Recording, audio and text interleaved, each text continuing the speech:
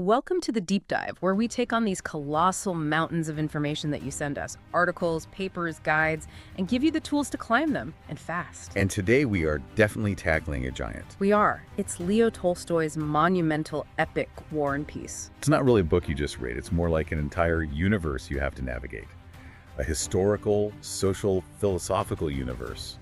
The definition of a deep dive subject. Absolutely. And our sources today are a fantastic mix. We've got literary criticism, some really deep philosophical essays on free will and determinism, and crucially, some very practical guides comparing the different English translations. Which is a huge deal for a book this size. It is. So our mission here is to get a quick handle on why this 1,200-page novel is seen as the absolute peak of world literature, and not just for the story, but for its really revolutionary philosophy of history.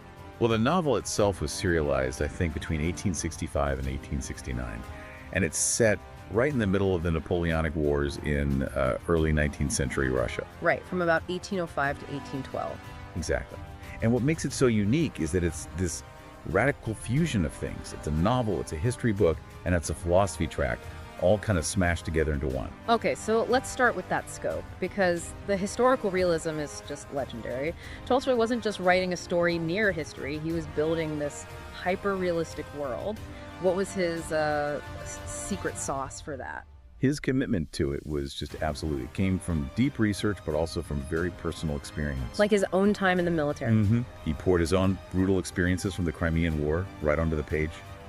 But he also used his family history, his father's own accounts of serving in the army against Napoleon. Which explains why the battle scenes feel so real. They're not glorious or heroic, they're just chaos. Pure, visceral chaos seen through the eyes of someone who's terrified and confused. Precisely.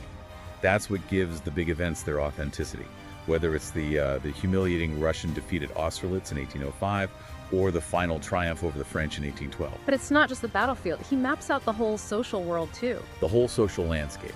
And the contrast between the different settings is almost like another character in the book. Right. You have the aristocratic salons of St. Petersburg, which are obsessed with French culture, French language. It's all very artificial. That's the world of Pierre and Prince Andrei, at the beginning at least. And then you have Moscow. Yes, Moscow and the country estates.